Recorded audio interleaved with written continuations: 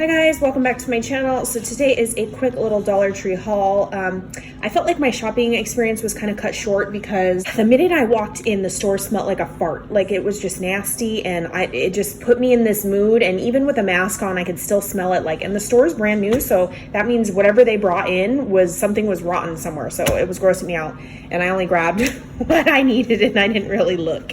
But anyway, I had to get this white, like a new crisp white poster board.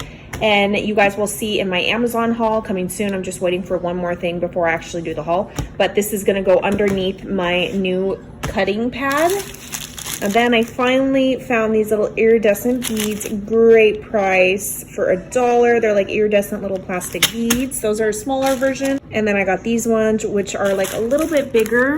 They had a blue version, but I didn't get those. But these are the pink iridescent ones. Super cute. Then I got some wax paper. This is going to be for my resin extravaganza that I have not started yet. And then I got one more of these like big baskets.